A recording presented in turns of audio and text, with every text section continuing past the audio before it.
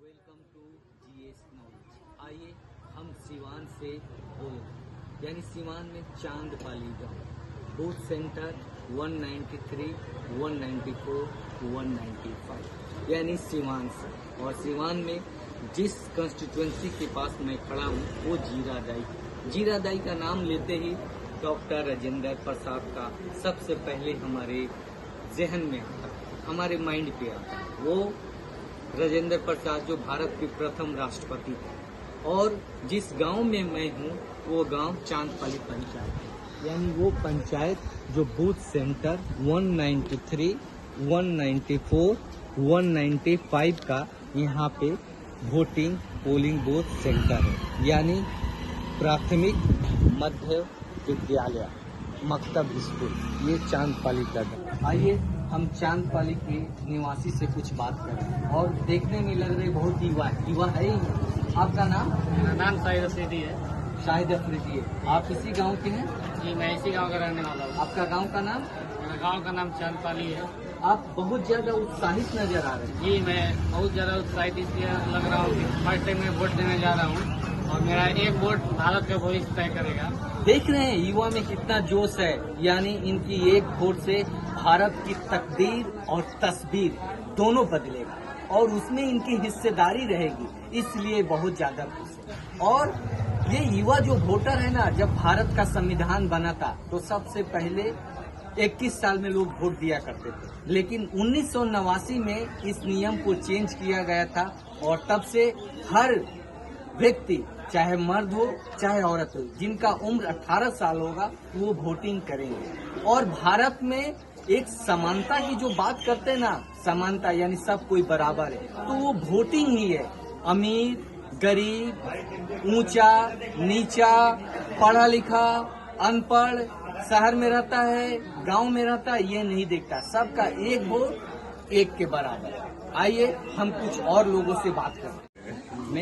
आइए हम GS knowledge में जिस गांव में मैं खड़ा हूँ उस गांव का नाम चांदपाली है और ये बहुमूल्य मुस्लिम एरिया है जहाँ पे मुसलमानों की आबादी करीब बहुत ज्यादा है। तो आइए कुछ निवासियों से बात करते हैं। और जो आज 6 फेज का वोटिंग हो रहा है चांदपाली में, तो कुछ निवासी हैं कुछ कहना चाहते हैं। तो उनमें से एक उम्मीदवार थे पहले सरपंच के, जिनका नाम मोहम्मद नसरुल्लैन है, तो उनसे हम बात कर रहे हैं। नसरुल्लैन जी, जो ये वोटिंग हो रहा है तो आप किस मुद्दे पे वोट कर रहे हैं? विकास के मुद्दे पर वोट कर रहे हैं। तो किस तरह का विकास चाह रहे हैं? मोदी जी ने तो बहुत विकास किया। 15 साल से तो सिवान में कोई आया तो अभी तक कोई हम देखे भी नहीं, मुलाकात भी नहीं हुआ। जीरे जी का वोट भी नहीं है, कोई विकास नहीं किए हैं। किसी को भी कोई सिवान में अवधारी चौधरी है, कविता सिंह जी है, कोई विकास का मुद्दे नहीं हो पाए। हम इस उम्मीद कर दे रहे हैं। तो क्या लग रहा है कि आप इस बार परिवर्तन करना चाहते हैं? बिल्कुल परिवर्तन करेंगे हम। तो किस उम्मीदवार को आप देख रहे हैं? हैना साहब को देख रहे हैं।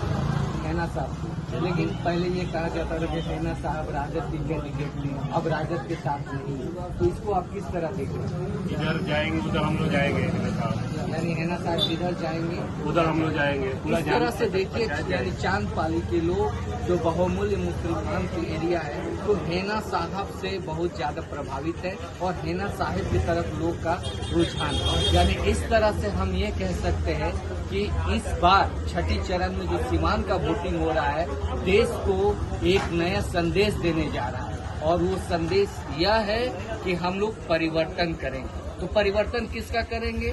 मोदी जी का परिवर्तन करेंगे। आइए कुछ और निवासियों का। मकतब विद्यालय जहाँ पे वोटिंग चल रहा है, वहाँ पे देखिए प्रशासन से गाड़ी आई हुई है, यानी वोटिंग पूरी पुलिस के सुरक्षा के बीच में चल रहा है और सब कुछ शांतिपूर्ण चल रहा है। इस तरह हम कह सकते हैं जो छठवीं चरण का जो वोटिंग हो रहा है बहुत अच्छे ढंग से हो रहा है, यानी इलेक्शंस कमीशन ने बहुत अच्छा प्रबंध किया है और सब कुछ सूझबूझ के साथ सब कुछ अच्छा से चल रहा है। ये देख रहे हैं ना, पुलिस बल की तैनाती, ये बता रहा है कि बिहार में कानून का राज चल रहा है, यानी इलेक्शंस कमीशन पूरे पुलिस बल के साथ पूरे पर्याप्त जितने मैन पावर फोर्स हैं सबको चुस्त और दुरुस्त करा के रख रही है और उन्हीं की रेख देख में ये इलेक्शन चल रहा है। और देख रहे हैं कितनी लंबी कतार लोगों की लगी हुई है, तो ये बता रहा है कि बिहार में शांतिपूर्ण तरीके से इलेक्शंस चल रहा है गाँव में। अब क्या आप जानते हैं इस लोकसभा का इलेक्शंस भारत के इतिहास में नहीं, पूरे दुनिया के इतिहास में ये सबसे बड़ा इलेक्शन है। भारत की कुल आबादी 1 अरब 40 करोड़ है, जिसमें से करीब 70% लोग इस लोकतंत्र में हिस्सा ले रहे हैं। तो ये दुनिया का सबसे बड़ा लोकतंत्र है और इस इलेक्शंस में एक नई बात इलेक्शंस कमीशन ने अलाउ किया है। क्या आप जानते हैं वो इलेक्शंस कमीशन वो क्या है?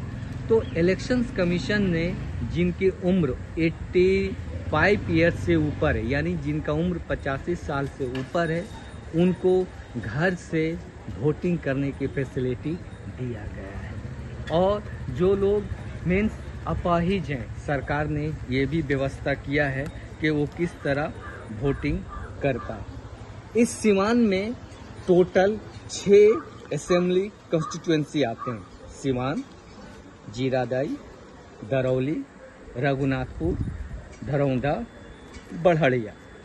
अब आइए हम आपको बताते हैं कितने कैंडिडेट हैं। तो इस सिवान लोकसभा 18 नंबर की पार्लियामेंट कॉन्स्टिट्यूएंसी में करीब 13 कैंडिडेट हैं और जो मुख्य प्रतिद्वंदी पार्टी है उनका नाम विजय लक्ष्मी, जो जदयू यूनाइटेड से हैं। उसके बाद अवध बिहारी चौधरी राष्ट्रीय जनता दल से हैं और इंडिपेंडेंट हेना साहब। मुख्य जो लड़ाई यहाँ पे है वो ट्रायंगुलर कॉन्टेस्ट है और उस ट्रायंगुलर कॉन्टेस्ट में 3 लोग मुख्य जीत की तरफ जा रहे हैं। उनमें से एक हेना साहब, एक अवध बिहारी चौधरी और तीसरा जो है आपका विजय लक्ष्मी पंडित। मैं जब गांव में जब मैं घूम रहा था, लोगों से बात कर रहा था, तो सभी लोगों का रुझान जो है हेना साहब की तरफ था। हेना साहब को सभी लोग पसंद करें, हर एक जाति हर वर्ग के लोग उन्हें पसंद करें। आइए हम आपको सिवान का डेमोग्राफी बताएं। सिवान का डेमोग्राफी किस तरह, तो यहाँ पे 2019 का अगर आंकड़ा हम देखें तो 24,61,759 है। यहाँ पे 6% लोग शहर में रहते हैं, 94% लोग गांव में रहते हैं। शेड्यूल कास्ट की आबादी 12% है, एसटी की आबादी 3% है, हिंदू 80 से 85% है, मुस्लिम्स 19 से 20% है। यानी जो 50% वोट सभी पार्टियों को मिला के सभी जातियों का मिलेगा, वो इस सिवान कॉन्स्टिट्यूएंसी में उनका जीत होगा। आइए हम कुछ और वीडियो किसी और लोगों से बात करके आपको हम बताते हैं।